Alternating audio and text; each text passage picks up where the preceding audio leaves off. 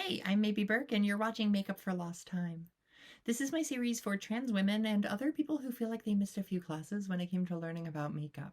And today we're actually going to go through my wavy, curly hair routine. So step one is making sure that I sleep with my hair in a bonnet and loosely tied above my head. This helps to protect the hair and generally maintain it. And then before I go into the shower, I will actually detangle my hair to make sure that there's no knots and no snags in it. I think I heard somewhere that you're not supposed to detangle dry hair, or like you're not supposed to brush curly or wavy hair when it's dry. But I also heard that it's better to brush your hair before the shower. So I don't know, but this is what I'm currently doing. If somebody wants to tell me I'm wrong, won't be the first time. Once that's done, I shower. I'm not taking you in there, but I do a scalp scrub, and then I just do a regular shampoo and condition, and then I'm ready to get some product in my hair. I learned that a super important part of this puzzle is to make sure that you're styling your hair and putting in products when your hair is super wet. Not towel dried, not just damp, but like dripping wet. And you'll see it a couple of times during this process. I actually have a spray bottle and I'll add water to my hair to make sure that it stays hydrated and it stays wet. Then I go in with a leave-in conditioner and I just rake that into my hair to make sure that it gets coated, evenly distributed throughout my hair. And then I'm going to go and kind of scrunch that into my hair before I move on to put in a curl cream.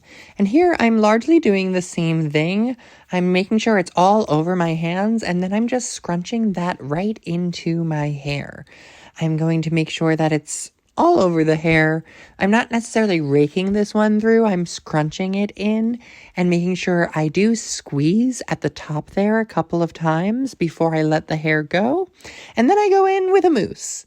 And this one, I'm actually going to start raking into my hair. I'm not going to use the prayer hands that some people might use to get a coating around the surface of the hair. That is a technique that you can use if you're just going to let your hair air dry. After scrunching, you can do the prayer hands with mousse, but that's not the technique that I use. Because what I've been finding really helpful and really fun to do actually with my hair is use this Denman brush to style my hair. And so I have been finding ways to use this brush to curl my hair and kind of set my curls for the day. And so in order to do that, I section out my hair and I make 4 sections really, but I do 2 at a time. I'll section my hair in half and then section the first half in half as well. And then I go in with the brush and I make sure it's detangled. I comb out any knots. And you'll see all I'm going to do here is curl the brush up so that the hair collects on the handle of the brush. And then I'm going to let it all out of the brush. I'll pull the brush out and let the curl fall down. Actually, what I've learned is that it's also good to squeeze the curl and do like that kind of scrunching motion after you've let it out as well. But this, I wasn't doing that this day, but it is a technique that can also help to set in the curl and make sure everything's good to go.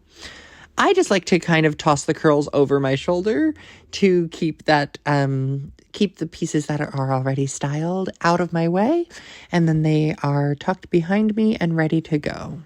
I'm going to skip ahead because we don't need to watch me do my entire head of curling in the same way. You see that I'm adding my water as I go into this section because it's been a while because I was curling the rest of my hair.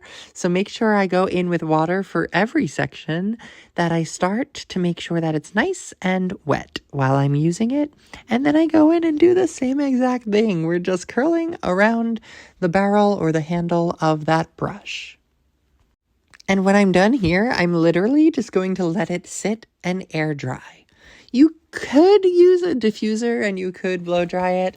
I am trying to find ways to style my hair without using heat.